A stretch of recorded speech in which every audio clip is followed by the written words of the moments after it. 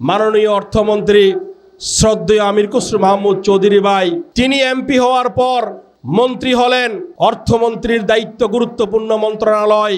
তিনি বললেন আমরা অচিরেই বাংলাদেশের বাজেটকে, অর্থনীতিকে ট্রিলিয়ন ডিজিটে উন্নীত করব। আমি খুব ছোটোখাটো মানুষ হিসেবে একটু অবাক হয়েছিলাম, এটি কি সম্ভব এবং ওনারা যেই কায়দায় আগাচ্ছেন সম্ভব কিনা। কিন্তু এখন দেখছি একের পর এক কূট কৌশলের আশ্রয় নিয়ে ওই ইরান যুদ্ধের দোহাই দিয়ে বাংলাদেশে জ্বালানি তেলের দাম বাড়িয়েছেন। 100 টাকার জ্বালানি তেলের দাম 140 টাকা করেছেন। মিল ফ্যাক্টরি, পরিবহন সেক্টরের এফেক্টের কারণে ইতোমধ্যে নিত্য প্রয়োজনীয় দ্রব্যমূল্যের দাম বেড়ে গেছে এবং একাধিকবার বিদ্যুতের মূল্য বৃদ্ধি করেছেন অযৌক্তিকভাবে।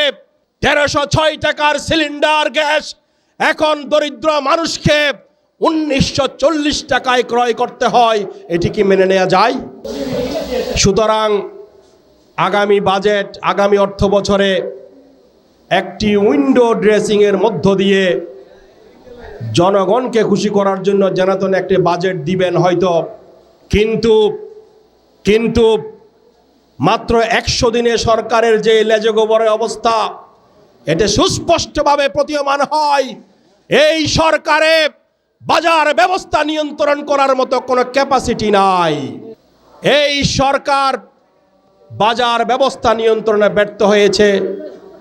অতএব এর প্রতিবাদে আগামী 13ই জুন লাল দিঘির ময়দানে আয়োজিত প্রতিবাদ সমাবেশে সকলকে অংশগ্রহণ করার উদাত্ত আহ্বান জানিয়ে আমার কথা এখানে শেষ করছি। আসসালামু আলাইকুম রহমতুল্লাহ।